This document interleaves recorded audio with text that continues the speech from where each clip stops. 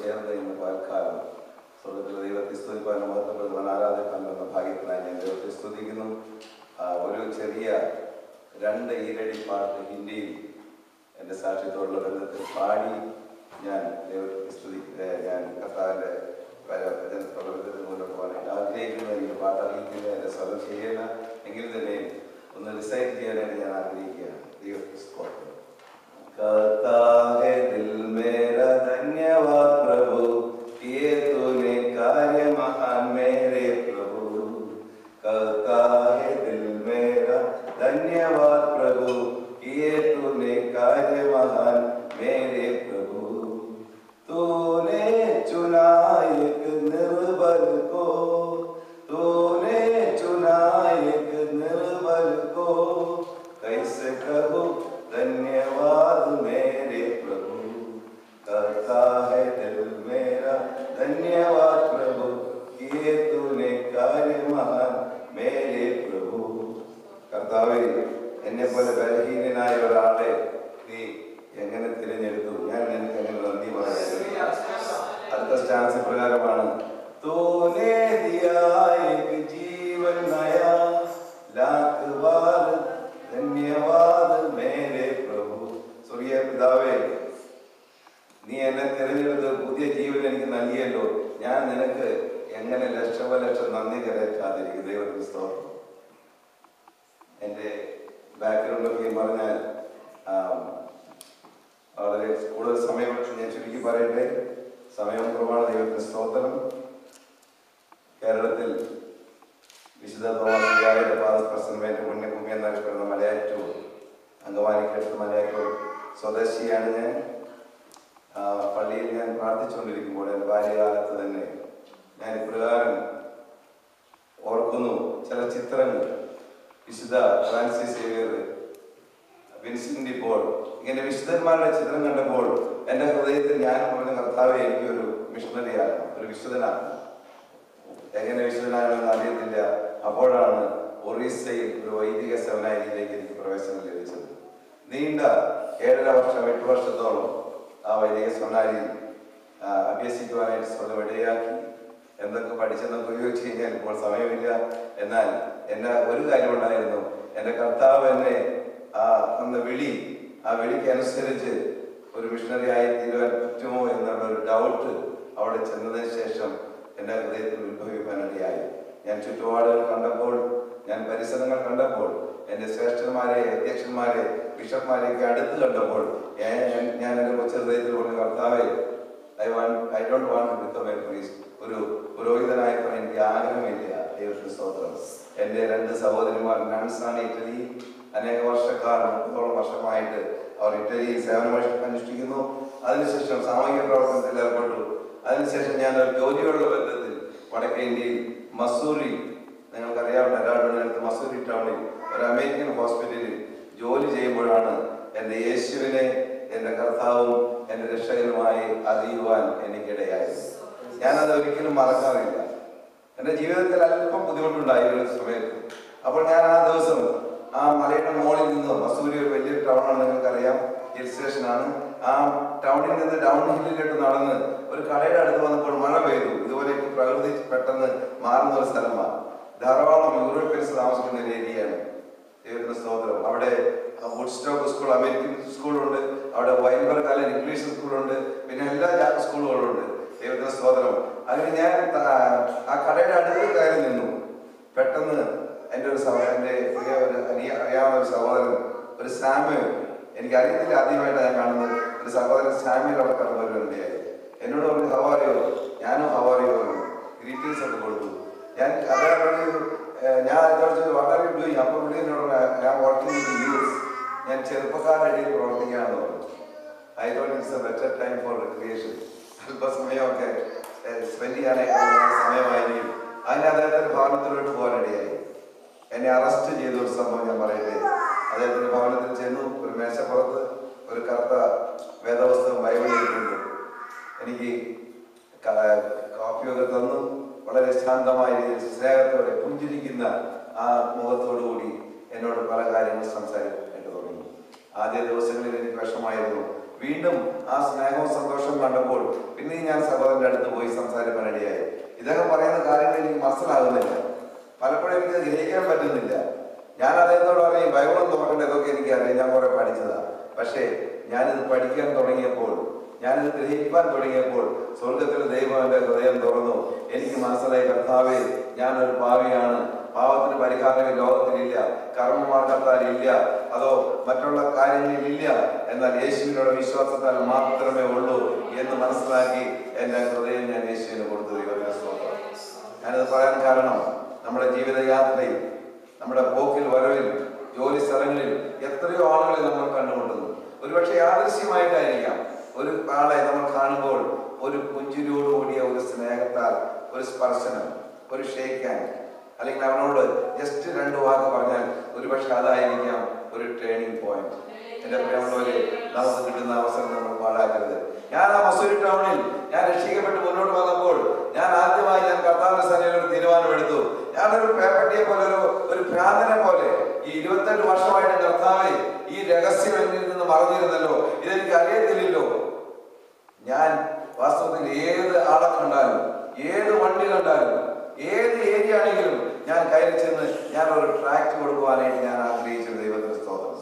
എൻ്റെ പ്രിയമുള്ളവരെ, അന്ന് ഞാൻ എടുത്ത തീരുമാനമാണ്, ആ മസൂരി ടൗണിൽ ആ വലിയ ആശുപത്രിയിൽ ചികിത്സയ്ക്ക് കടന്നു വരുന്ന പലരും സാമ്പത്തികമായ ഒന്നും ഇല്ലാത്തതുകൊണ്ട് ഈ ആദിവാസി ഗഡ്വാളിസ് എന്ന ആദിവാസികൾ പലരും ചികിത്സ ലഭിക്കാതെ മരിച്ച വീട്ടിലോട്ട് കൊണ്ടുപോയി ഞാൻ കണ്ടിട്ടുണ്ട്. അന്ന് ഞാൻ ഒരു തീരുമാനമെടുത്തു, കർത്താവേ, നീ എനിക്ക് ആയുസ്സും ആരോഗ്യവും തരുന്നുവെങ്കിൽ എൻ്റെ ജീവിതകാലം ഒക്കെയും ഞാൻ ഈ പാവപ്പെട്ടവരുടെ മധ്യത്തിൽ പ്രവർത്തിച്ചോളാം. പ്രിയമുള്ളവരെ, ഞാൻ നിങ്ങളെടുക്കുന്ന തീരുമാനമാണ് സ്വർഗത്തിലെ ദൈവം മാനിക്കുന്നത്.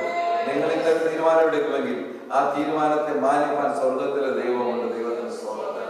കഴിഞ്ഞ 35 വർഷമായി ഈ ട്രൈബൽസിന്റെ ഇടയിൽ സ്വർഗത്തിലെ ദൈവം എളിയ സാക്ഷിയായി എന്നെ നിർത്തുന്ന. ദൈവത്തിന് സ്തോത്രം. എൻ്റെ അനുജൻ ഒരു നല്ല ആർമി ഓഫീസറാണ്, കേണലാണ്, അനുജത്തി ഒരു കേണലാണ്. അങ്ങനെ നല്ലൊരു സാഹചര്യത്തിൽ നിന്ന് വന്നിട്ട് ഞാൻ ആദ്യമായി മധ്യപ്രദേശിൽ എത്തിയത് 1987-ലാണ്. നിങ്ങൾക്കറിയാമോ, ആദ്യമായിട്ട് അവിടെ കടന്നു വന്നപ്പോൾ എന്നെ സ്വീകരിക്കാൻ ആരുമില്ലായിരുന്നു, എനിക്ക് കൈത്താങ്ങാൻ ആരുമില്ലായിരുന്നു, എനിക്കൊന്നും അറിയത്തില്ല. അവിടെ കമ്മ്യൂണിക്കേഷൻ ഇല്ല, റോഡ്സ് ഇല്ല, ഇലക്ട്രിസിറ്റി ഇല്ല, വാട്ടർ സപ്ലൈ ഇല്ല. മലമുകളിലോട്ട് കയറി ചെന്ന്, പല പ്രാന്തപ്രദേശങ്ങളൊക്കെ കയറി ചെന്ന് അന്ധവിശ്വാസത്തിലും അനാചാരത്തിലും മുങ്ങിയിരിക്കുന്ന കാട്ടുജാതിക്കാരെ യേശുവിന്റെ സ്നേഹത്തിലേക്ക് കൊണ്ടുവരുവാൻ വലിയ വില കൊടുത്താണ് അവിടെ താങ്ങിയ. ദൈവത്തിന്റെ സ്തോത്രം. നമുക്കൊന്ന് ലോൺ ചെയ്യാം. ഞാൻ അവിടുത്തെ എൻ്റെ കൂടെയുള്ളതായിട്ടുള്ള കർത്താവിന്റെ വേലക്കാരനെ പ്രിയപ്പെട്ടവരിക്കുകയും എൻ്റെ ഹൃദയത്തിൽ ആദ്യം വലിയ താല്പര്യമായിരുന്നു ഏതെങ്കിലും വിധത്തിൽ അവിടുത്തെ വേല വികസിപ്പിക്കണം. ഒരു 2, 3, 4 ആളെ കാണുമ്പോൾ ഞാൻ ഉടനെ അവരെ പഠിപ്പിച്ച് കർത്താവിന്റെ വേലയ്ക്ക് ഒരുക്കാനുള്ള ഒരു ആഗ്രഹമായിരുന്നു. എൻ്റെ പ്രിയമുള്ളവരെ, ആദ്യമായിട്ട് ഒരു 10 രൂപയുടെ കൊച്ചു മുറിയെടുത്ത് ഒരു ചെറിയ ബൈബിൾ ട്രെയിനിങ് സെന്റർ പോലെ ഞാൻ തുടങ്ങി. സ്കൂളല്ല, ആ കടന്നു വരുന്നവരെ ദൈവത്തിന്റെ വചനം എനിക്കറിയാവുന്ന രീതിയിൽ പഠിക്കുവാൻ ആഗ്രഹിച്ചു. ഇന്ന് എന്നോട് കൂടെയുള്ള കർത്താവിന്റെ വേലക്കാരിൽ പലരും ആദ്യ ദിവസങ്ങളിൽ ആ യേശുവിനെ അറിഞ്ഞ് ഞാൻ രക്ഷയുടെ അനുഭവത്തിലേക്ക് അവരെ സ്നാനപ്പെടുത്തിയ പ്രിയപ്പെട്ടവരാണ്. ദൈവത്തിന്റെ സ്തോത്രം. 34-35ഓളം ഫുൾ ടൈം കർത്താവിന്റെ വേലക്കാര് ഇന്ന് ആ ദേശത്തിനോടൊപ്പമുണ്ട്. ഒരു കാര്യം പറയട്ടെ, ആദിവാസികളാണ്, എന്നാൽ നമ്മേക്കാൾ മിടുക്കന്മാർ, എന്നേക്കാൾ ശക്തന്മാർ, കർത്താവിന്റെ വചനം സംസാരിക്കാനും പാടാനും പ്രവർത്തിപ്പാനും ധീരന്മാരായിട്ടുള്ള ഒരു വലിയ യോദ്ധാക്കളെയാണ് സ്വർഗത്തിലെ ദൈവമായ നമുക്ക് മുന്നോട്ട് പോകാം. ഈ കാണുന്നുണ്ടല്ലോ, അതിന്റെ ഫോട്ടോ അത്ര ക്ലിയർ അല്ല. ഞങ്ങൾക്കവിടെ ടെക്നിക്കൊന്നും ഇല്ല കൂടുതൽ, ജസ്റ്റ് എങ്ങനെയോ ഒരു ചെറിയൊരു ഫോട്ടോ പെട്ടെന്ന് എടുത്താണ്. ദൈവത്തിന്റെ സ്തോത്രം. നല്ല ക്യാമറയൊന്നുമില്ല. നിങ്ങൾക്കറിയാമോ, എൻ്റെ അടുത്ത് ഒരു റത്തൻ എന്ന് പറഞ്ഞ ചെറിയൊരു ഉദ്ദേശമുണ്ട്. ഇവന് ഭാഷ അറിയത്തില്ല. ഞാൻ ഈ സ്ലൈഡ് കാണിക്കുന്ന കാരണം നിങ്ങൾക്ക് അതിന്റെ വ്യാപ്തി മനസ്സിലാക്കാൻ വേണ്ടിയിട്ടാണ്. അവനധികം പഠിപ്പില്ല, എന്നാൽ അവൻ നല്ലപോലെ പ്രസംഗിക്കും, അവൻ നല്ലപോലെ പാടും, അവൻ നല്ലപോലെ സുവിശേഷം അവനറിയാൻ പോലെ അവൻ പറയും. ഏത് വീട്ടിൽ ചെന്നാലും സ്വർഗത്തിലെ ദൈവത്തിന്റെ കരങ്ങൾ അവന്റെ കൂടെയുണ്ട്. അവൻ ചെന്ന് പ്രാർത്ഥിച്ചാൽ അവിടെയൊക്കെ കർത്താവ് സൗഖ്യം കൊടുക്കുന്നത്. ഇന്ന് ഏകദേശം 250ഓളം പേർ ഒരു ചർച്ചിൽ, റത്തൻ ഈ ഒരു ചർച്ചിലെ വിശ്വാസികളാണ് ഇവര്. ഞങ്ങൾ സ്നാന ശുശ്രൂഷയ്ക്ക് പോയപ്പോൾ സ്നാന ശുശ്രൂഷയുടെ ഫോട്ടോ അവിടെ എടുത്തിട്ടില്ല, അവിടെ കാണുന്നില്ല. കാരണം എൻ്റെ മകൻ എന്നോട് പറഞ്ഞു, ഡാഡി 132 പേർ സ്നാനപ്പെടുന്ന ഒരു വലിയ ഫോട്ടോയാണ്. അത് daddy don't take this one എന്ന് പറഞ്ഞ് എന്നെ വിലക്കി അവസാനം ആ ഫോട്ടോ എടുത്തില്ല. പിന്നെ മോൻ കാണാതെ 1-2 ഫോട്ടോ ഞാൻ ഇട്ടിട്ടുണ്ട്. എന്റെ പ്രിയമുള്ള ആ ഒരു ഒറ്റ സഭയാണ്, വെറും പാവപ്പെട്ടവർ. അടുത്തൊരു ഫോട്ടോ എടുത്ത് അവരിൽ നിന്ന് ആരാധിക്കുന്ന ഫോട്ടോ നിങ്ങൾ കാണാം. അവിടെ ഒരാലയമില്ല. 240 ആളുകൾ കൂടി വരുന്ന സ്ഥലത്ത് സ്വന്തമായിട്ട് ഇരുന്ന് കർത്താവിനെ സ്തുതിപ്പാനും വാർത്തപ്പെടുത്തുവാനും ഒരാലയമില്ല. ഞങ്ങൾക്ക് അവിടെ സ്ഥലം ലഭിച്ചിട്ടുണ്ട്. ഒരു ടെമ്പററി ഷെഡൊക്കെയും ഉണ്ടാക്കി അത് ചെയ്യാനുള്ള താല്പര്യമുണ്ട്. ദൈവത്തിന് സ്തോത്രം. എന്റെ പ്രിയമുള്ളവർ, നിങ്ങൾ ആ വേലയ്ക്ക് വേണ്ടി പ്രാർത്ഥിക്കണം. ഈ പ്രിയപ്പെട്ടവരെ നോക്കൂ, ആത്മാർത്ഥമായ സമർപ്പണത്തോടു കൂടി നിൽക്കുന്ന പ്രിയപ്പെട്ടവർ. യെസ്, അവർക്ക് അറിയാവുന്ന രീതിയിൽ അവർ ദൈവത്തെ ആരാധിക്കുന്നു.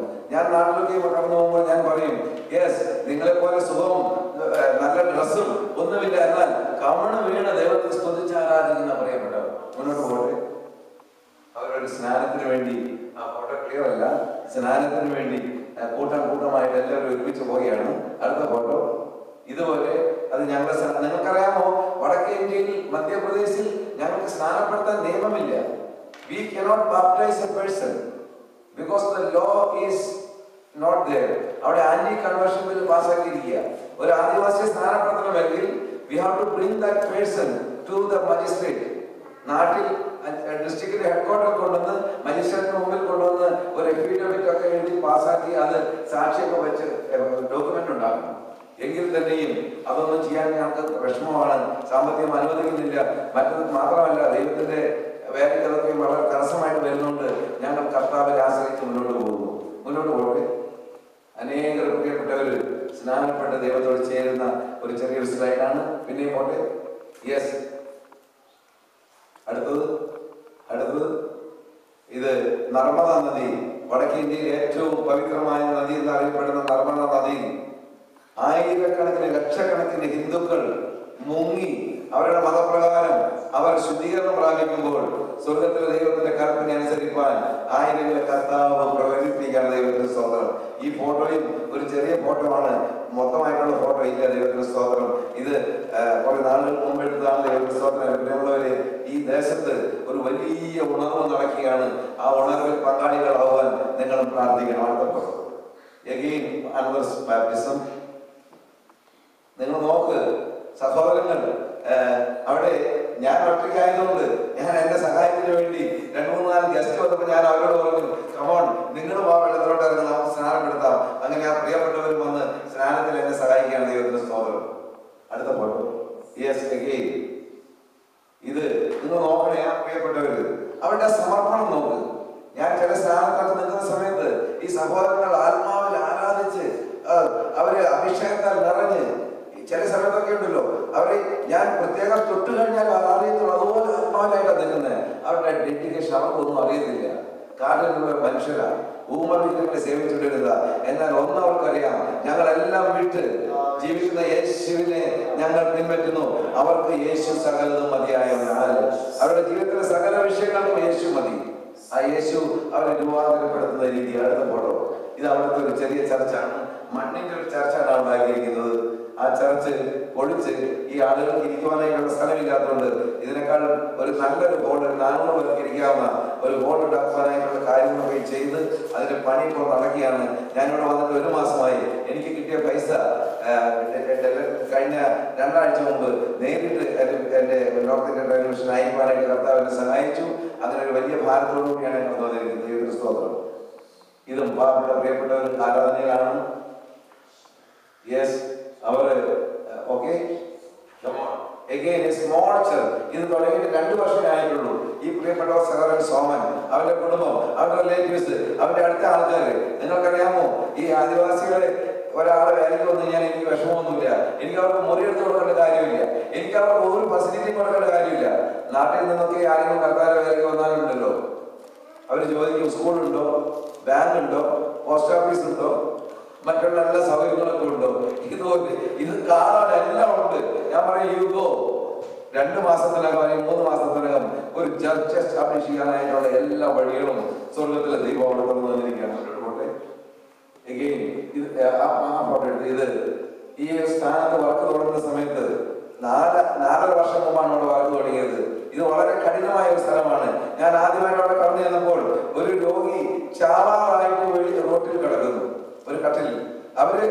ഇനി ആശുപത്രിയിലോട്ട് കൊണ്ടുപോയിട്ട് കാര്യമില്ല, ഇനി അതിന് ദിവസമൊന്നുമില്ല. അപ്പോൾ എൻ്റെ ഒരു സഹോദരൻ ഓടി വന്നിട്ട് എന്നോട് പറഞ്ഞു, സ്വാമിജി ഒരു നല്ലൊരു കേസ് ഉണ്ട്. അപ്പൊ എന്തുവാണ് ഒരാൾക്ക് വേണ്ടി പ്രാർത്ഥിക്കണം. ഞാൻ പറഞ്ഞു പ്രാർത്ഥിക്കാൻ പറയാം, എന്താ കേസ് എന്താ? പറഞ്ഞു ആശുപത്രിയിൽ ഡോക്ടറെ വിട്ടിരിക്കുക, നമുക്ക് ചെന്നാൽ ഇപ്പൊ നല്ലൊരു സമയമാണ്. ഞാൻ അവനോട് പറഞ്ഞു, എടാ നീ we should be very careful. ഞാൻ അവരുടെ അടുത്ത് ചെന്ന് അവനെ കണ്ടു കഴിയുമ്പോൾ പ്രാർത്ഥിക്കാനായിട്ട് എൻ്റെ ഹൃദയത്തിൽ വലിയ ഭാരം തോന്നി. അവൻ എന്നോട് പറഞ്ഞു, സ്വാമിജി വിഷമിക്കുന്നതിനാ, കമോൺ, യേശു സൗഖ്യമാക്കത്തില്ലേ, വൈ വി ആർ വറീഡ്. ആ പ്രിയപ്പെട്ടവൻ എന്നെ ബലപ്പെടുത്താൻ അടിയായി. ഞങ്ങൾ രണ്ടുപേരും പ്രാർത്ഥിച്ചു. ഒരാഴ്ച കഴിഞ്ഞപ്പോൾ കർത്താവ് സൗഖ്യമാക്കി. എന്റെ പ്രിയപ്പെട്ടവരെ, ആ സ്ഥലത്ത് ഇന്ന് 200-ലധികം വിശ്വാസികളെ സ്വർഗം തന്നിരിക്കുക. ദൈവത്തിന്റെ സ്തോത്രം. മുന്നോട്ട് പോകട്ടെ. യെസ്, ഇതും വേറൊരു ചർച്ചയാണ്. ഞാൻ പറഞ്ഞല്ലോ, ഇവിടെയൊക്കെ ഒരു ആരാധന ഞങ്ങൾ നടത്തുമ്പോൾ ഇവിടെയൊക്കെ ധാരാളം സ്ഥലങ്ങൾ കാര്യമുണ്ട്. പല സ്ഥലങ്ങളിൽ ഞങ്ങളുണ്ട്, കുഞ്ഞുങ്ങൾക്കാണ് പ്രോഗ്രാംസ്. എന്നാൽ അവിടെ 12-14 വയസ്സായ കുഞ്ഞുങ്ങൾക്ക് ഇരിക്കാൻ സ്ഥലമില്ല. അതുകൊണ്ട് കുഞ്ഞുങ്ങളെല്ലാവരും ഞങ്ങൾ വെളിയിൽ കടത്തിയിട്ടാണ് ബാക്കിയുള്ളവരൊക്കെ ഇരുന്ന് ആരാധിക്കുന്നത്. ദൈവത്തിന്റെ സ്തോത്രം. ആ ദേശത്തെ വേലയെ നിങ്ങൾ ഓർക്കണമേ. നിങ്ങളുടെ ലാഭത നിങ്ങൾക്ക് ഒരുപക്ഷെ എനിക്കറിയാം, നിങ്ങളുടെ പ്രോബ്ലംസ്, നിങ്ങളുടെ വിഷയം എനിക്കറിയാം. എന്നാൽ നമുക്കൊരു കാര്യം ചെയ്യാം. ഒരു ചെറിയ ഒരു വേലക്കാരനെ സപ്പോർട്ട് ചെയ്യാനായിട്ട് അധികം പൈസ ഒന്നും വേണ്ട. ഞാനിവിടെ പൈസ വെക്കാനായിട്ട് വന്നതല്ലാതെ നിങ്ങൾക്ക് എന്റെ കാര്യം പറയാണ്. 20-25 പൗണ്ട് ഉണ്ടെങ്കിൽ ഒരു മിഷണറിയെ സപ്പോർട്ട് ചെയ്യാം ഒരു മാസത്തേക്ക്. എന്റെ പ്രിയമുള്ളവരെ, ഒരു പക്ഷെ നിങ്ങൾക്ക് സാധിക്കും, അല്ലെങ്കിൽ മറ്റുള്ളവരോട് പറഞ്ഞനുസരിക്കാനായിട്ട് സാധിക്കും. Please leave this ministry. മുന്നോട്ട് പോകട്ടെ. യെസ്, മുന്നോട്ട്. അയ്യാ, ഞങ്ങൾ ഇടയ്ക്കിടയ്ക്ക് ഉണർവ് യോഗം നടത്താറുണ്ട്. ആ ഉണർവ് യോഗത്തിന്റെ ഒരു ഭാഗമാണ് എല്ലാവരും ആത്മാവിൽ ആരാധിക്കുകയാണ്. അവർക്ക് പരിശ്രമം പോകുന്നില്ല. അവർ എവിടെയായിരുന്നാലും, മരത്തിന്റെ ചോട്ടിലായിരുന്നാലും, ഏത് ഓപ്പൺ ആയിരുന്നാലും, yes, they forget everything and they look to the Lord in prayer. ഇത് ഇവിടെ ആ അപ്പച്ചൻ വന്നില്ലേ, പാസ്റ്റർ തോമസ് മാത്യു. ആ തോമസ് മാത്യു ബോംബെ ഇവിടെ വന്നിരുന്നു. ഓക്കെ, ബോംബെയിൽ നിന്ന് ഒരു അച്ഛൻ വന്നപ്പോൾ ഞങ്ങൾ അവിടെ 2-3 മീറ്റിംഗ് നടത്തി. ആ മീറ്റിംഗ് ആണ്. ഇതൊരു കത്തോലിക്ക ചർച്ച്, ഇടിഞ്ഞ് പൊളിഞ്ഞു കിടക്കുന്ന ഒരു കത്തോലിക്ക ദേവാലയം. 35 വർഷമായിട്ട് ആ ദേവാലയം വയോശൂന്യമായി കിടക്കുക. ആ സമയത്താണ് ഞങ്ങൾ അവിടെ ഒരു വേല തുടങ്ങിയത്. അവിടെ ഒരാൾ വന്നു, 2 ആൾ വന്നു, 3 ആൾ വന്നു. ഇപ്പോൾ 260-270 വിശ്വാസികൾ അവിടെ വന്നിരിക്കുക. അപ്പൊ ഞങ്ങൾ എന്ത് ചെയ്യും? ഞങ്ങള് അച്ഛനോട് ചോദിച്ച സ്ഥലം തരത്തില്ല. എന്നാലും മഴ ആയതുകൊണ്ട് അവിടെ വേറെ ഷെഡ്യൂളൊന്നും ഇല്ലാതെ ഞങ്ങൾ ഇവിടെ പോയി ഇടയ്ക്കിടയ്ക്ക് പ്രാർത്ഥന നടത്തും. എന്നാൽ അവിടെ ഒരു ആരാധനത്തിന് ഞങ്ങൾ പ്ലാൻ ചെയ്ത് ഇപ്പോൾ വർക്ക് നടക്കുകയാണ്. നിങ്ങൾ അവിടെ വേലയോട് പ്രാർത്ഥിക്കുന്നത്.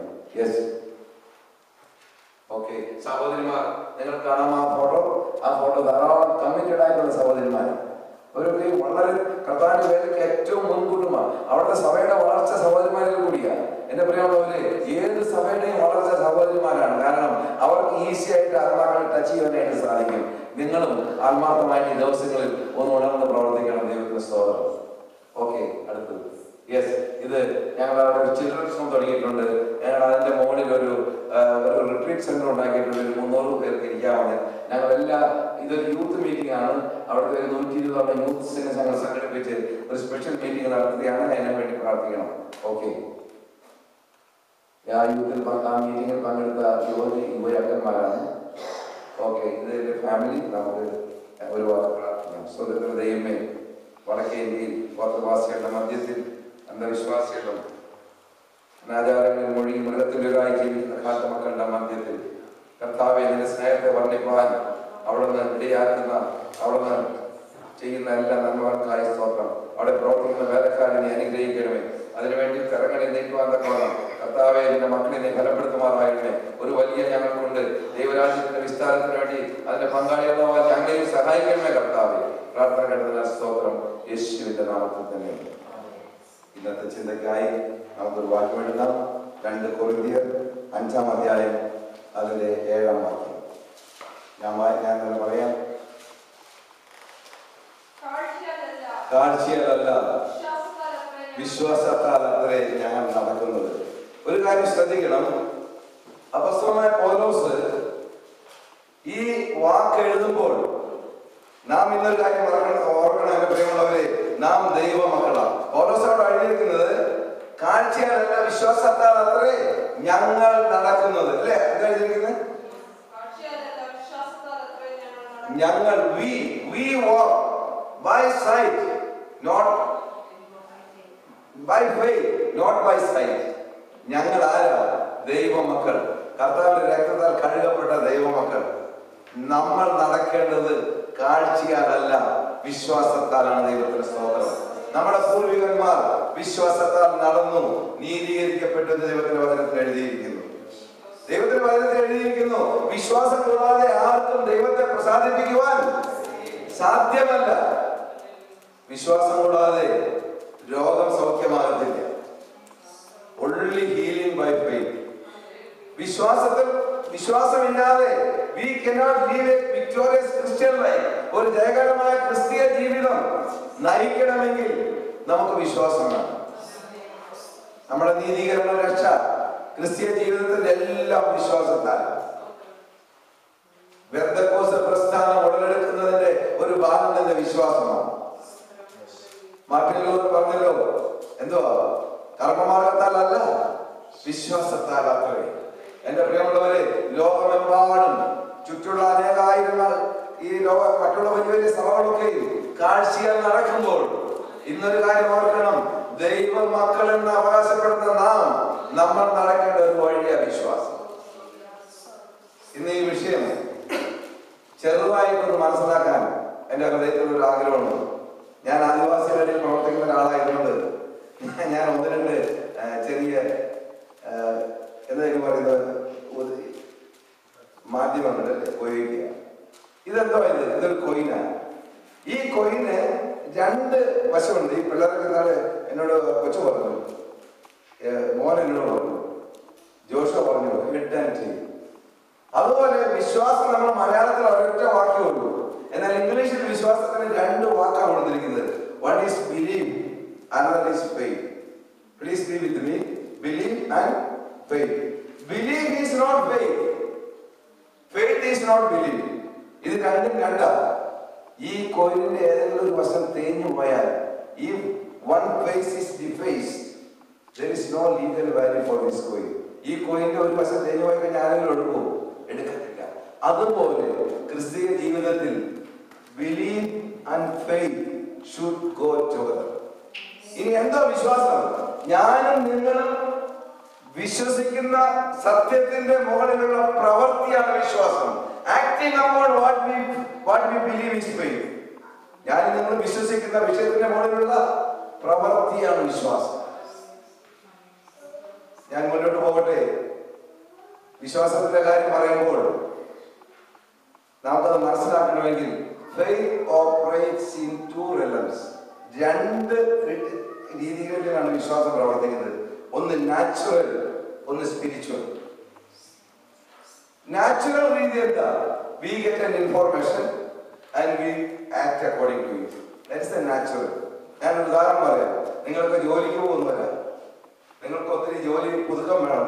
പലരും ജോലി ആവശ്യപ്പെടുന്ന ഒരു അഡ്വർടൈസ്മെന്റ് കണ്ടു, നിങ്ങൾ ജോലിക്ക് പോകാനായിട്ട് ആഗ്രഹിച്ചു, നിങ്ങൾ ഓഫീസിൽ ചെന്നു. നിങ്ങൾ ആ ഡയറക്ടറുടെ അടുത്ത് നമുക്ക് സംസാരിച്ചു, കാര്യങ്ങളൊക്കെ മനസ്സിലായി. ആ ഡയറക്ടർ വന്ന് നിങ്ങളോട് പറഞ്ഞു, ഇന്ന ജോലിയാ, 40 മണിക്കൂർ ഒരു ദിവസം ഒരു ആഴ്ചയിൽ വർക്ക് ചെയ്യണം, അക്കോർഡിംഗ് ടു ദിസ് ഏരിയ. ആഴ്ചയുടെ അവസാനം വെള്ളിയാഴ്ച എന്ത് ചെയ്യും? You will get your pay check. അതിനാണ് ഇവിടുത്തെ സിസ്റ്റം. ഓക്കെ, ഞാനൊരു കാര്യം ചോദിക്കട്ടെ. നിങ്ങൾ വളരെ സന്തോഷത്തോടെ ഓടിച്ചാടി വീട്ടിൽ വന്നു, സന്തോഷത്തോടെ കിടന്നുറങ്ങി, എല്ലാവരോടും പറഞ്ഞു എനിക്ക് നല്ല ജോലി കിട്ടി, നല്ല payment. It was a bright moment. എന്നാൽ നിങ്ങൾ ജോലിക്ക് പോയി. Monday to Tuesday, Tuesday to Wednesday, even Thursday നിങ്ങൾ ജോലി ചെയ്തു. ഫ്രൈഡേയിൽ നിങ്ങൾ ജോലി ചെയ്തു. ഫ്രൈഡേ അവസാനം നിങ്ങൾ ആ പേ ചെക്കിന് വേണ്ടി അവിടെ ക്യൂവിൽ നിൽക്കുകയാണ്. ഞാനൊരു എളിയ കാര്യം ചോദിക്കട്ടെ. What is the guarantee that you will get the pay? You will get the payment, you will get the money. What is the guarantee? നിങ്ങൾ ആ ഡയറക്ടറിന്റെ ബാങ്ക് ചെക്ക് ചെയ്തോ, വെരിഫൈ ചെയ്തിട്ടാണോ പോയത്? അല്ല. What you did? You just believed that director, അല്ലേ? നിങ്ങളുടെ കമ്പനിയുടെ manager പറഞ്ഞു കേട്ടു. എന്റെ പ്രിയമുള്ളവരെ, ഈ ലോകത്തിലൊരു മനുഷ്യൻ പറഞ്ഞാൽ നമ്മൾ അതനുസരിക്കും. എന്നാൽ സ്വർഗ്ഗത്തിലെ ദൈവം പറഞ്ഞാൽ നമ്മുടെ തലമണ്ടയിലോട്ട് കയറത്തില്ല. ദൈവത്തിന്റെ സ്തോത്രം. ഞാൻ നിങ്ങളോട് വേറൊരു ഉദാഹരണം പറയാം. നിങ്ങളൊക്കെ നേഴ്സുമാരും ഒക്കെ ആശുപത്രിയിലൊക്കെ വർക്ക് ചെയ്യുന്ന ആൾക്കാരാണോ? ദൈവത്തിന്റെ സ്തോത്രം. നിങ്ങളുടെ ആശുപത്രിയിൽ ഒരാൾ അസുഖമായിട്ട് കിടക്കുക, ഒരു നീ ഇഞ്ചുറി, ഓപ്പറേഷനൊക്കെ കഴിഞ്ഞു, ഭയങ്കര ബാൻഡേജൊക്കെ വെച്ചിരിക്കുക, ഭയങ്കര വേദന. ആ സമയത്ത് നിങ്ങൾ അപ്പോഴേക്കും ഡോക്ടർ വന്നു. റൗണ്ടപ്പിന് ഡോക്ടർ വന്നു കഴിഞ്ഞിട്ട് എന്ത് ചെയ്തു? റിപ്പോർട്ടൊക്കെ നോക്കി, രോഗിയെ ചെക്ക് ചെയ്തു, എല്ലാ കാര്യങ്ങളൊക്കെ നോക്കിയിട്ട് പറഞ്ഞു, according to the report everything is okay. You will be okay. You can go home after 4 days. ഞാൻ പറഞ്ഞ മനസ്സിലായല്ലോ? എന്താ പറഞ്ഞത്? 4 ദിവസം കഴിഞ്ഞിട്ട് വീട്ടിൽ പോകാം. കുറച്ച് കഴിഞ്ഞപ്പോൾ നിങ്ങളുടെ വീട്ടിൽ നിന്ന് ആ കൊച്ചിനെ കാണാൻ ആ കൊച്ചിന്റെ റിലേഷൻ വന്നു. ആ കൊച്ചിനെ ചോദിക്കുമ്പോൾ എങ്ങനെയുണ്ട്? വേദന കൊണ്ട് കുളഞ്ഞു കിടക്കുക. എന്നാലും ആ കൊച്ചു പറയും, ഒരു വേദനയൊക്കെ ഉണ്ടെങ്കിൽ കുഴപ്പമില്ല, 4 ദിവസം കഴിഞ്ഞ് വീട്ടിൽ പോകാം. This is A tendency. ഒരു ഡോക്ടർ പറഞ്ഞാൽ നമ്മളത് അനുസരിക്കും. നമ്മുടെ നാച്ചുറൽ രീതിയിൽ നമ്മൾ ഓപ്പറേറ്റ് ചെയ്യും. എന്റെ പ്രിയമുള്ളവരെ, എന്നാൽ സ്വർഗത്തിലെ ദൈവം നമ്മളോട് ഒരു കാര്യം പറഞ്ഞാൽ നമുക്കത് അനുസരിക്കാൻ പറ്റത്തില്ല. ദൈവത്തിന്റെ വചനം പറയുന്നു, എന്റെ അന്യപ്പെടാൻ ഞാൻ നിങ്ങൾക്ക് സൗഖ്യം നൽകിയിരിക്കുന്നു എന്ന് പറയുമ്പോൾ we need some more explanation. നിങ്ങളുടെ കയ്യിൽ വണ്ടിയുടെ ചാവിയുള്ള ആരുടെയും കയ്യിൽ? You have a key? Please give me. I am going to do something more. Okay, give any key. This is wonderful. I gave you this car. That's fine. This is the key of the model car of George brother. Now one simple thing. നമുക്കെല്ലാവർക്കും അറിയാം, ഈ ചാവി കൊണ്ട് ആ car start ചെയ്യാവുന്നു. Now I am going to do something from natural to spiritual. Operation, ഫെയ്ത്തിന്റെ ഓപ്പറേഷന്റെ രീതി പറയാൻ പോകുന്നത് കേട്ടോ. ഈ ചാവി കയ്യിലെടുത്തിട്ട് നിങ്ങൾ എത്ര ചാടിയാലും ഇരുന്നാലും അന്യാവശ്യം പറഞ്ഞാലും എത്ര പാടുപാടി കഴിഞ്ഞാലും വണ്ടി സ്റ്റാർട്ട് ആവോ? No. What you have to do? You have to take the key, put it into the ignition and turn right. ഉടനെ വണ്ടി സ്റ്റാർട്ട് ആവും. എന്റെ പ്രിയമുള്ളവര്, ഇതൊക്കെ ഈ കീ ആണ്. നമ്മുടെ വിശ്വാസം എന്താ? ഈ കീയാണ് ദൈവവചനം. ഈ ദൈവവചനം നമ്മൾ എടുത്ത് നമ്മളൊന്ന് ഓപ്പറേറ്റ് ചെയ്യുമ്പോൾ ദൈവത്തിന്റെ അത്ഭുതങ്ങൾ നമുക്ക് കാണുവാനായിട്ട് സാധിക്കും. ഈ കീ സ്റ്റാർട്ട് ചെയ്തതുപോലെ എന്തുകൊണ്ട് നമുക്ക് സൗഖ്യം ലഭിക്കാത്തത്? കർത്താവിന്റെ വചനത്തിൽ പറയുന്നു, എന്റെ അടിപ്പെടാൻ ഞങ്ങൾക്ക് സൗഖ്യം നൽകിയിരിക്കുന്നു. ദൈവവചനമാകുന്ന ആ കീ നമ്മൾ എടുത്തിട്ട് ആ പ്രത്യേക സിറ്റുവേഷനിൽ വിശ്വാസത്തോടുകൂടി നമ്മൾ ഓപ്പറേറ്റ് ചെയ്യുമ്പോൾ ദൈവത്തിന് പ്രവർത്തിക്കാൻ കഴിയും. Keys the faith. കേട്ടോ, ഈ വിശ്വാസത്തിന്റെ കീ, ഈ വിശ്വാസത്തിന്റെ വചനം, വിശ്വാസത്തിന്റെ കാര്യങ്ങള് നമ്മൾ ഓപ്പറേറ്റ് ചെയ്യണം. ദൈവത്തിന്റെ സ്തോത്രം. ഞാൻ മുന്നോട്ട് പോകട്ടെ. ഹെബ്രായ ലേഖനം 11-ാം അധ്യായത്തിന്റെ 1-ാം വാക്യം നമുക്ക് എല്ലാവർക്കും അറിയാം. വിശ്വാസം എന്നതോ ആശിക്കുന്നതിന്റെ ഉറപ്പും കാണാത്ത കാര്യങ്ങളുടെ നിശ്ചയമാണ്. കാണാത്ത കാര്യങ്ങളുടെ നിശ്ചയമാണ് വിശ്വാസം. അവരെന്താ പറയുന്നത്? assurance of things hoped for and the substance of things hoped for and the assurance of things not seen. കാണാത്ത കാര്യങ്ങളുടെ നിശ്ചയം. So faith എന്താ ചെയ്യുന്നത്? കാണാത്ത കാര്യങ്ങളെ വിശ്വാസത്തിലേക്ക് കൊണ്ടുവരുന്നു. ഇപ്പൊ ഞാനൊരു കാര്യം ചെയ്യാൻ പോവാണ്. നിങ്ങളെ ആ നാച്ചുറൽ സിസ്റ്റത്തിൽ നിന്ന് സ്പിരിച്വൽ സിസ്റ്റത്തിലേക്ക് ഒന്ന് കൊണ്ടുവരുവാൻ. കാരണം നിങ്ങളുടെ ജീവിതത്തിൽ ഒന്ന് ഉറച്ചിട്ട് വേണം നമുക്ക് പോകാനായിട്ട്. ഞാൻ നിങ്ങളോടൊക്കെ ചോദിക്കുന്നത് ഇതെന്തോ? എല്ലാവരും പറയും ദിസ് ഈസ് എ കോയിൻ അല്ലേ? This is A coin. Now I am going to do something. Be careful. Look everybody here. ഈ കോയിൻ ഞാൻ മാറ്റി വെച്ചിരിക്കുക. Nobody can see where it is. Whether I put it in my pocket or whether in my wrist or anything, nobody can see. Can any of you see the coin? കാണത്തില്ല. I am a servant of the Lord. ഞാൻ ദേവദാസനാണ്. ഞാൻ നാമം പറയത്തില്ല. I am telling there is a coin in my right hand. Can any of you believe that there is a coin in my right hand? Can you believe? പിള്ളേർക്ക് വിശ്വസിക്കാൻ പറ്റുമോ? ചുമ്മാ തല ഇങ്ങനെ ആടിയല്ല ചോദിക്കും, വൈദ്യുതി ചോദിക്കും. Can you believe? No. Can you believe? Yes or no? No. Can you believe? No. നേരത്തെ തല ആടിയതാ. നിങ്ങളും അതുപോലെ ചോദിക്കട്ടോ. Can you believe that there is a coin in my right hand? No. Okay, I am a servant of the Lord. I cannot say lie. Can you believe, sister? I am telling there is a coin in my right hand. Can you believe? I think somebody will believe. Yes, yes, okay. It's okay. I am going to do something. Now, see, I am a coin in my hand. ഞാൻ നുണ പറയത്തില്ല, ഞാൻ ദേവദാസനാണ്. Now, how can you say there is a coin in my right hand? When I said the word, there is a coin in my right hand, George brother അത് വിശ്വസിച്ചു. ഞാൻ പറഞ്ഞ വാക്ക് George ബ്രദറിന്റെ ഹൃദയത്തിൽ ക്രിയ ചെയ്തു. എന്നിട്ട് ബ്രദറിന്റെ വിശ്വാസം പറയുക, പാസ്റ്ററെ, നിന്റെ കയ്യിലെ കോയിൻ എനിക്ക് കണ്ണുകൊണ്ട് കാണത്തില്ല, എന്നാൽ എന്റെ അന്തരാത്മാവാൽ എന്റെ അദൃശ്യമായ കണ്ണുകൊണ്ട് എനിക്ക് കാണാം. By faith I can see the coin. ഞാൻ ഇനിയൊരു കാര്യം നിങ്ങളോട് പറയട്ടെ, ഈ കോയിൻ ഇല്ല എന്ന് പറഞ്ഞാൽ ഇല്ലാതാകുമോ? കോയിൻ കണ്ടില്ല എന്ന് പറഞ്ഞാൽ coin ഇല്ലാതാകത്തില്ല. Existence is in spiritual and natural.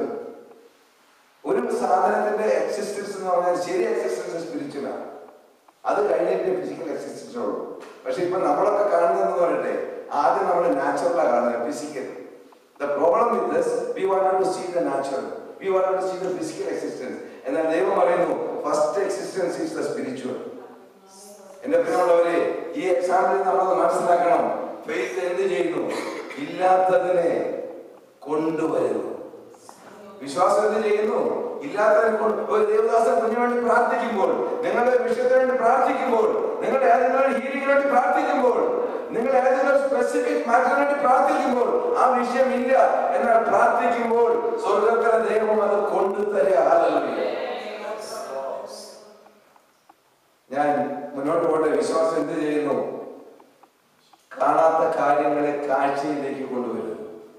ദൈവത്തിന്റെ സ്തോത്രം. ഇനി ഞാൻ ഒന്നുകൂടെ മുന്നോട്ട് പോവാം. അതിന് ഡൗട്ട് ഉണ്ടെങ്കിൽ ഞാൻ ഒന്നുകൂടെ ക്ലിയർ ചെയ്യാം. നമുക്കൊരു വാക്യം വായിക്കാം.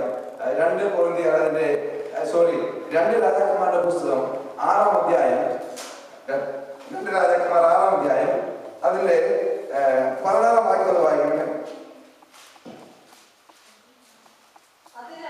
യെസ്,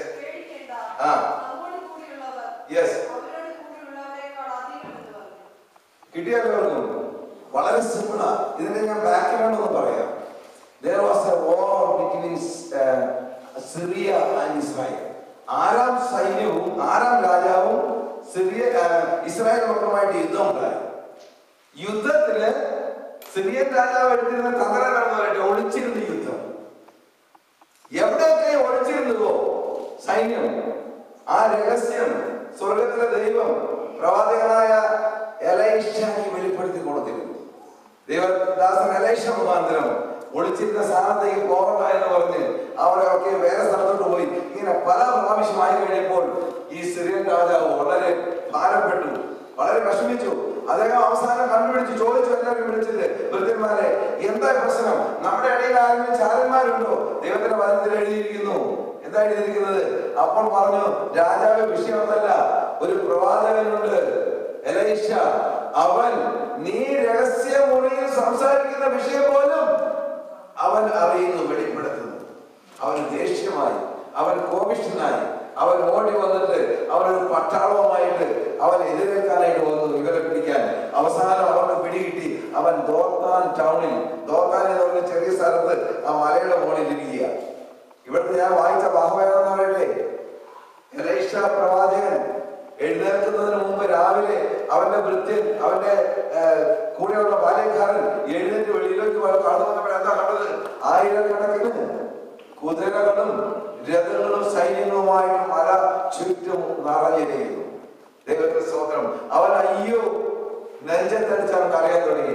അപ്പോൾ ഓടി എലൈഷ പ്രവാചകൻ വീണ്ടും വെളിയിലോട്ട് വന്നു.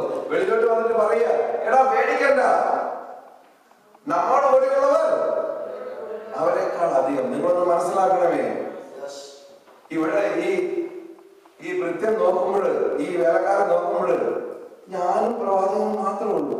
ഇയാൾക്ക് എന്താ പറ്റിയത്? രാവിലെ തലക്കാലം ലൂസുമായോ? അവരെക്കാൾ അധികം. എന്നാൽ ഒരു കാര്യം പറയട്ടെ, അതിന് 17-ാം വാക്യത്തിൽ എഴുതിയിരിക്കുന്നു, അതിന്റെ 16-ാം വാക്യത്തിൽ എഴുതിയിരിക്കുന്നു, ഈ ദൈവദാസൻ ഒന്ന് പ്രാർത്ഥിച്ചു, എന്റെ കർത്താവ് ഇവന്റെ കണ്ണൊന്ന് തുറക്കണം.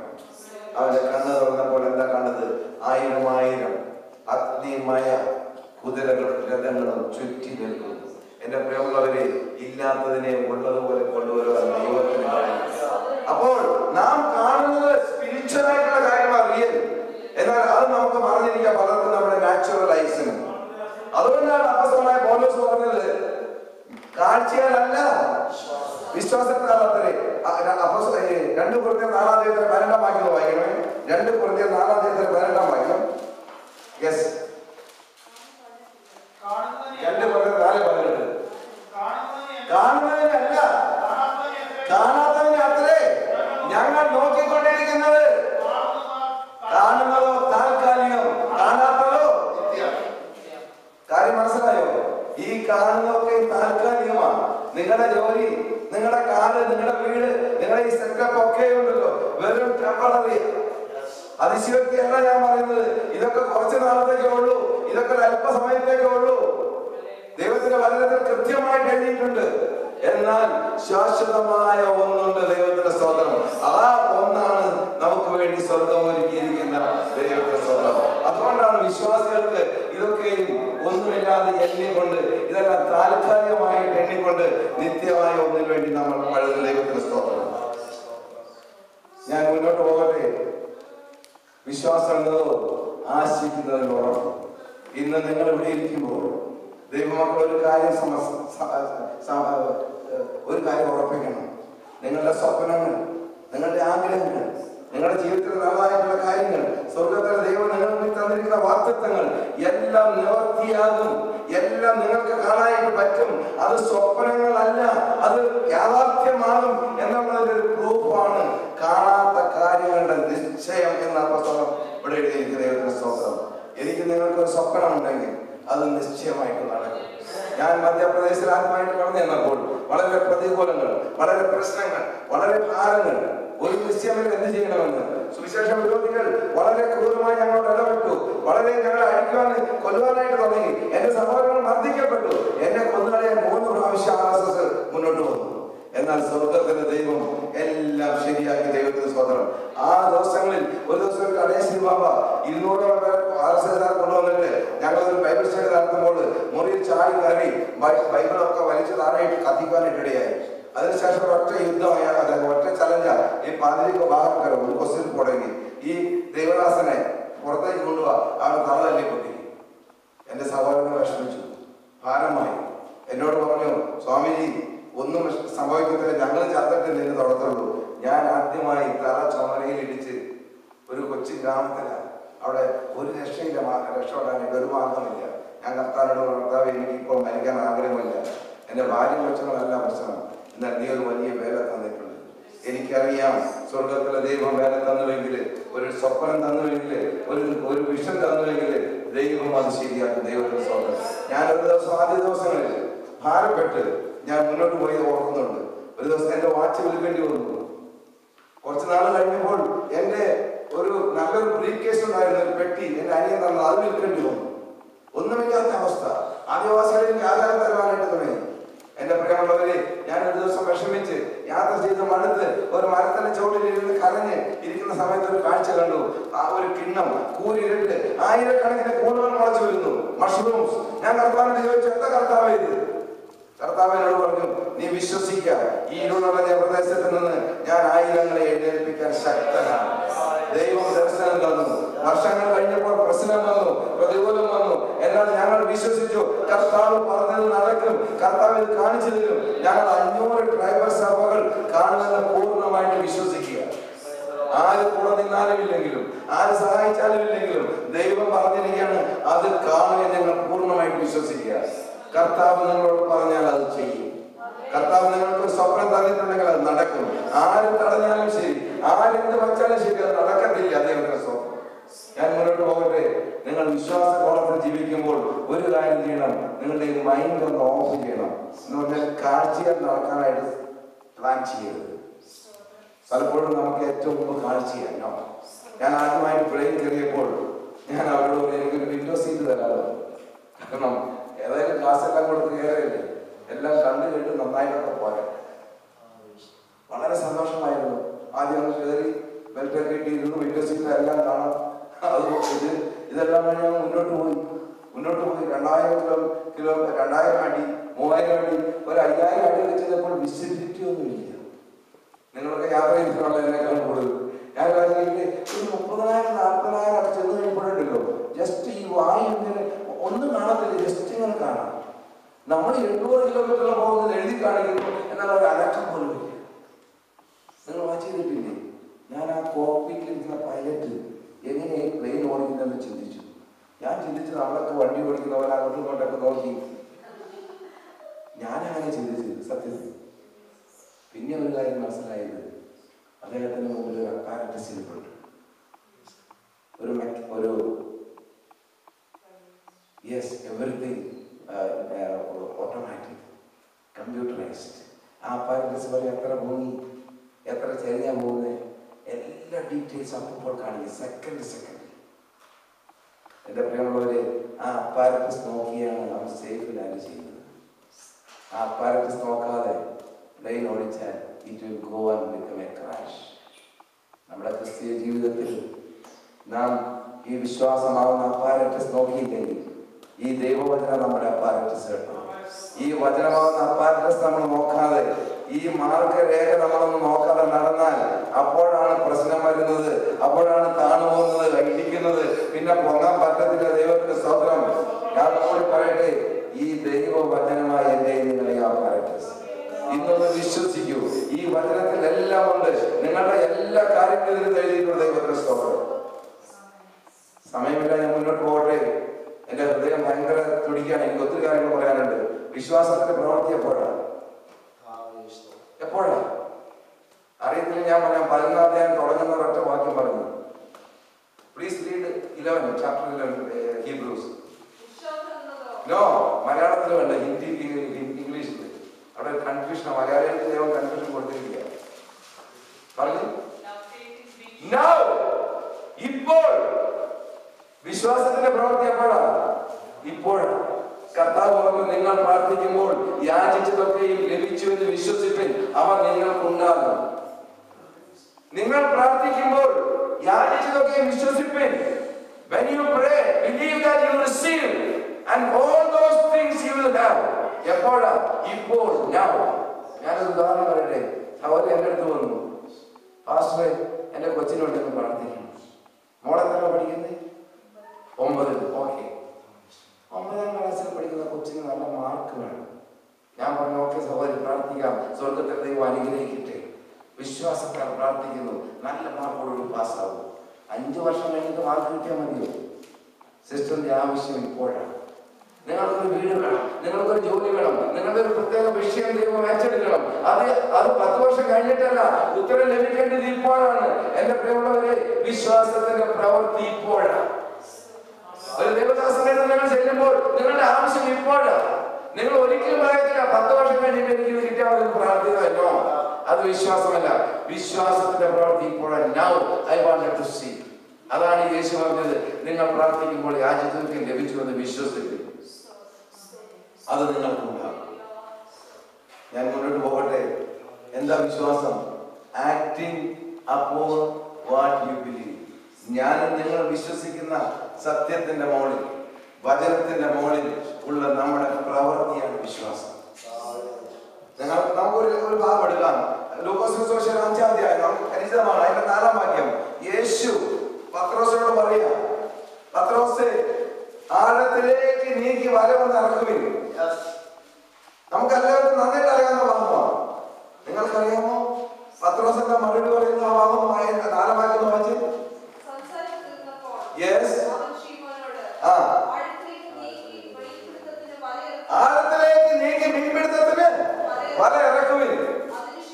അതിന് പത്രോസ് പറഞ്ഞത്, കർത്താവേ, രാത്രി മുഴുവൻ മീൻ പിടിച്ചു, ഒരൊറ്റ മീൻ കിട്ടിയില്ല. ഇംഗ്ലീഷിൽ പറഞ്ഞിരിക്കുന്നേ എന്ന് പറഞ്ഞ പച്ച മലയാളത്തിൽ പറഞ്ഞാൽ, എന്റെ കർത്താവേ, നീ പറഞ്ഞത് എനിക്ക് അംഗീകരിക്കാൻ പറ്റത്തില്ല. ഞാനൊരു മുക്കുവനാണ്. എനിക്ക് കടലിനെ കുറിച്ച് അറിയാം, എനിക്ക് മീനിനെ കുറിച്ച് അറിയാം, എനിക്ക് സാഹചര്യങ്ങളെ കുറിച്ച് അറിയാം. രാത്രി മൊത്തം പിടിച്ചു, ഞങ്ങൾ പരിശ്രമിച്ചു, ഞങ്ങൾ ക്ഷീണിച്ചു, വല കഴുകി വീട്ടിലോട്ട് പോകാനായിട്ട് നിൽക്കുക. അപ്പൊ യേശു പറയാ, എടാ തീറ്റ കൊണ്ടിട്ടാലോ. നമ്മൾ പറയത്തില്ല, യേശു ഈ കാര്യം മാത്രം എന്നോട് പറയണ്ട, വേറെ ഏതെങ്കിലും കാര്യം പറഞ്ഞാൽ ഇത് എനിക്കറിയാം ബെറ്റർ. നിങ്ങളൊരു സോഫ്റ്റ്വെയർ എഞ്ചിനീയറാണ്, അല്ലെങ്കിൽ വലിയൊരു മെക്കാനിക്കൽ എഞ്ചിനീയറാണ്. ഏതെങ്കിലും കാര്യം പറഞ്ഞാൽ ഈ കാര്യം മാത്രം എന്നോട് പറയണ്ട, ബാക്കി എന്തെങ്കിലുമൊക്കെ പറയാൻ കേൾക്കാം. കാരണം ഇതിൻ്റെ അകത്ത് ഞാനാണ് ബെസ്റ്റ്. യേശു ആരാ?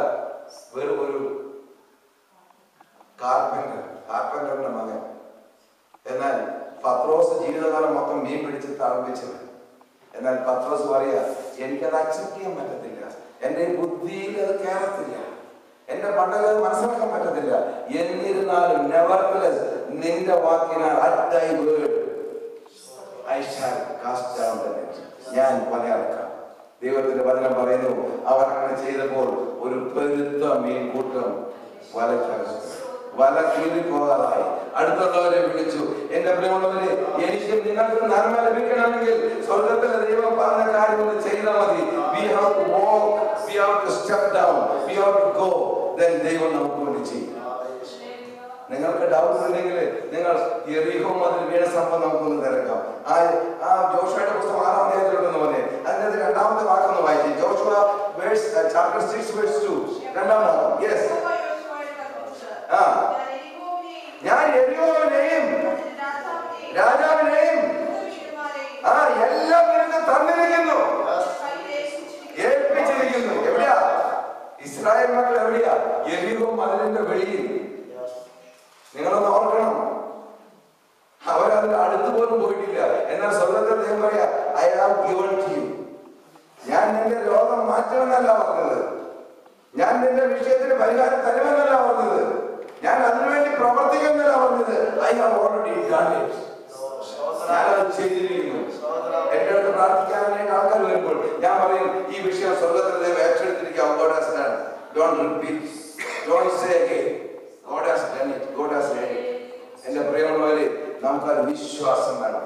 അതെ, എന്ത് ചെയ്യണം? ഒരു ദിവസം ഒന്ന് ചുറ്റി നടക്കണം, ഒന്ന് ആർപ്പ് വിളിക്കണം. ഇങ്ങനെ 6 ദിവസം നടന്നിട്ട് 7-ാം ദിവസം 7 പ്രാവശ്യം ചുറ്റി കറങ്ങി നടന്ന് 7 പ്രാവശ്യം ആർപ്പ് വിളിക്കുമ്പോൾ എന്ത് സംഭവിക്കും? യെരിഹോ മതിൽ വീഴും. നിങ്ങളൊന്ന് ഓർത്ത് നോക്കി, ഇത്രയും റിഡിക്കുലസ് ആയിട്ടുള്ള മണ്ടത്തരം, ഇതിലേറെ മണ്ടത്തരം വലുതുണ്ടോ? ഇത്ര സ്ട്രോങ് ആയിട്ടുള്ള യെരിഹോ മതിൽ ഒന്ന് ആർപ്പ് വിളിക്കുമ്പോൾ താഴെ വീഴും. ഒരു മനുഷ്യന് വിശ്വസിക്കാൻ പറ്റുമോ?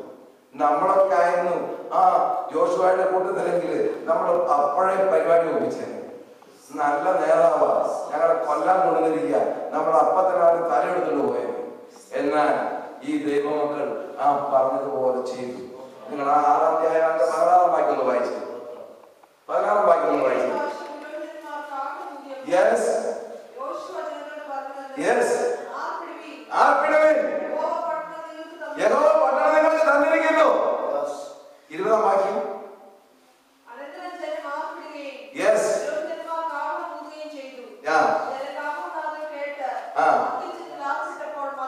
മതിൽ വീണു. It fell flat. എന്റെ പ്രിയമുള്ളവരെ, ദൈവത്തിന്റെ വചനത്തിന് ശക്തി. ഞാൻ നേരത്തെ കാര്യം പറഞ്ഞല്ലോ, ദൈവം കാണാത്ത കാര്യങ്ങളുടെ നിവൃത്തിയാണ്. നമുക്ക് കാണത്തില്ല മതിൽ വീഴുന്നത്, എന്നാൽ ദൈവത്തിന് അറിയാം. അനുസരിച്ചാൽ ഇത് വീഴും. ഞാനിന്ന് ദൈവത്തെ അനുസരിച്ചാൽ വീഴും. നമ്മുടെ മുമ്പിലുള്ള എല്ലാ മതിലും വീഴും. നമ്മുടെ മുമ്പിലുള്ള ഏത് മലയും വീഴും.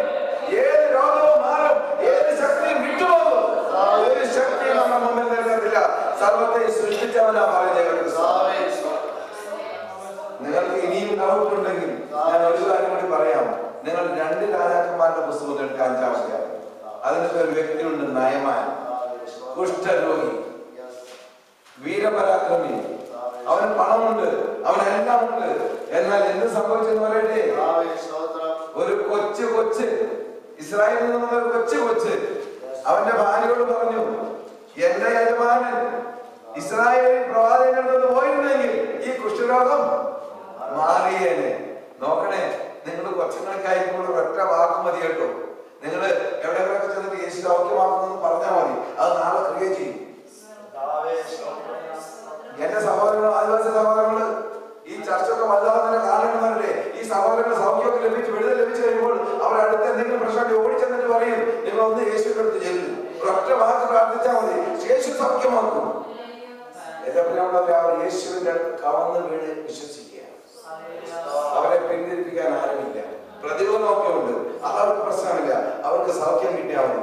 അവര് എന്തിനും കാര്യം നടന്നാൽ പോലെ. ദൈവത്തിന് സ്തോത്രം. ഞാനൊരു കാര്യം ചോദിക്കട്ടെ, ഈ 7 പ്രവാചകന്റെ അടുത്ത് വെച്ച് വലിയ കാര്യം എന്റെ മൈൻഡിലൊരു തലമുറ അനുസരിച്ച് എന്ത് ചെയ്തു? കുറെ പാരിതോഷ്യവും കുറെ പണവും കുറെ സമ്പത്തുമായിട്ടൊക്കെ ചെന്നത്. ദൈവത്തിന്റെ വചനം പറയുന്നു, ഇവന്റെ രഥം അവിടെ ചെന്ന് നിന്ന് കഴിഞ്ഞപ്പോൾ പ്രവാചകന്റെ വാതിൽ പോലും തുറന്നില്ല. He did not come out. അവൻ അടുത്ത് പോലും വന്നില്ല.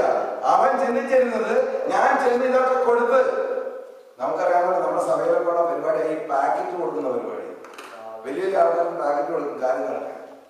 പക്ഷേ തൽക്കാല കാര്യം നടക്കും, എന്നാൽ ദൈവിക വിഷയങ്ങളിൽ കാര്യം നടക്കത്തില്ല.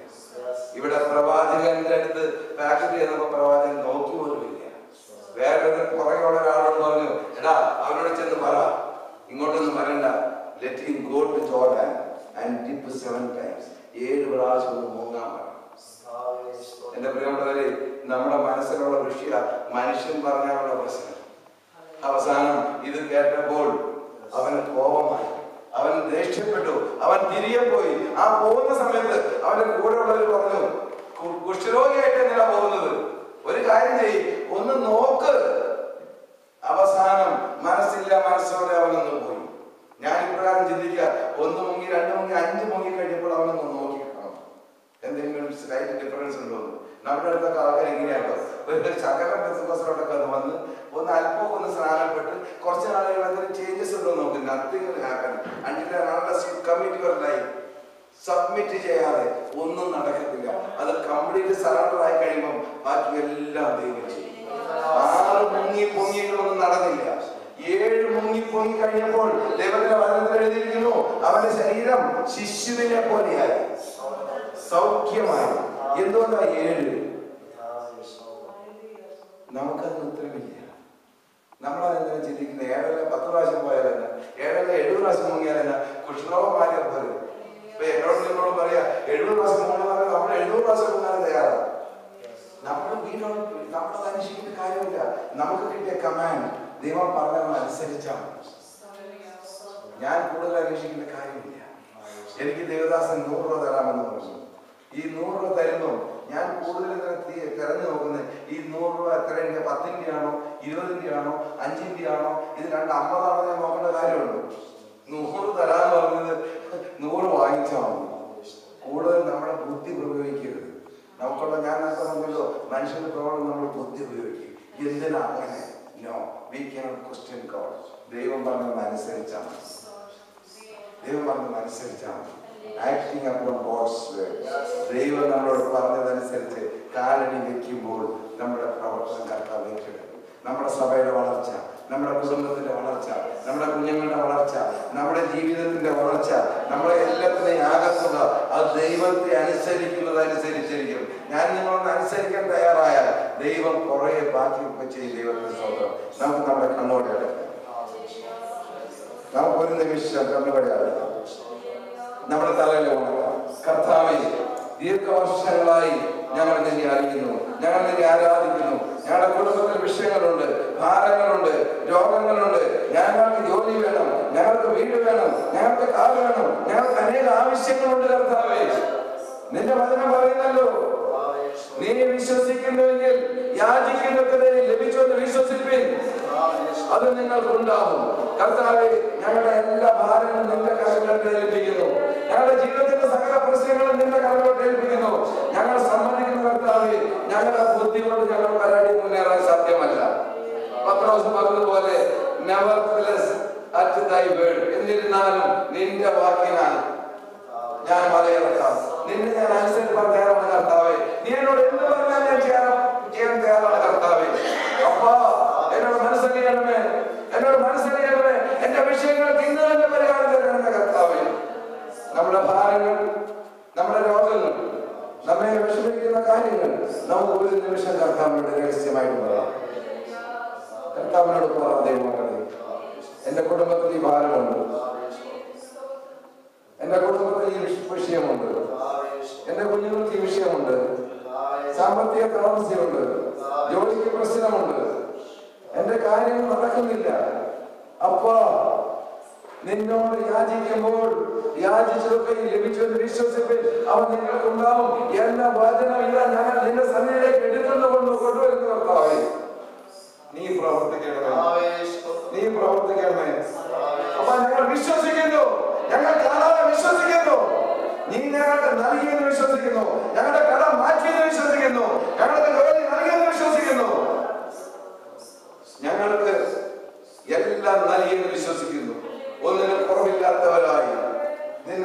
നിനക്കായി ഞങ്ങൾ നിൽക്കുന്നു കർത്താവേ. നീ മാത്രം ഞങ്ങൾക്ക് മതി. അപ്പാ, നിന്റെ മക്കളുടെ പ്രാർത്ഥന നീ കേട്ടതിനാൽ സ്തോത്രം. യാചന കേട്ടതിനാൽ സ്തോത്രം. വിടുതലിന്റെ കരങ്ങൾ നീ നീട്ടിയിരിക്കാൻ സ്തോത്രം.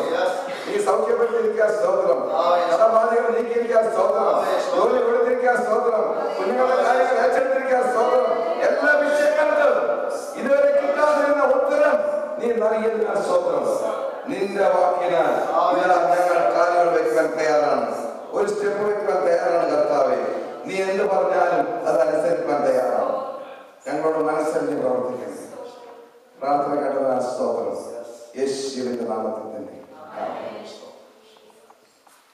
നിങ്ങൾ മുമ്പിൽ വന്ന് സാക്ഷിയായി നിൽക്കുവാൻ കർത്താവ് അനുവദിച്ചതിൽ വളരെ സന്തോഷമുണ്ട്. എന്നെ ക്ഷണിച്ചതിൽ എനിക്ക് വളരെ സന്തോഷമുണ്ട്. കർത്താവ് എൻ്റെ കയ്യിൽ പ്രയർ ലെറ്ററുണ്ട്. 100 കണക്കിന് ആളുകൾ സ്ഥാനപ്പെടുന്ന ഫോട്ടോയൊക്കെ അതിനകത്തുണ്ട്. അതിലേക്ക് എല്ലാ ഡീറ്റെയിൽസ് അതിനകത്തുണ്ട്. നിങ്ങൾക്ക് ലഭിച്ചിട്ടില്ല എങ്കിൽ ഇന്ന് തരാനായി ആഗ്രഹമുണ്ട്. നിങ്ങൾ പോകണമേ. ഞാൻ നിങ്ങളോട് പൈസ വയ്ക്കുന്നില്ല. നിങ്ങൾക്ക് ആത്മഭാരം ഉണ്ടെങ്കിൽ നിങ്ങൾക്ക് ഈ പങ്കാളികളാവാം. സ്വർഗത്തിലെ ദൈവം നിങ്ങൾക്ക് പ്രതിഫലം തരട്ടെ. സ്വർഗത്തിലെ ദൈവം നമ്മെ എല്ലാവരെയും ധാരാളമായി അനുഗ്രഹിക്കും. അനുഗ്രഹിക്കപ്പെട്ട മെസ്സേജ് നമ്മളെ കേൾക്കുവാനായിട്ട് ഇടയായിത്തീർന്നു. കർത്താവിന്റെ ദാസനോടുള്ള നന്ദി അറിയിക്കുന്നു. നമുക്ക് കണ്ണുകളെ അടയ്ക്കാം.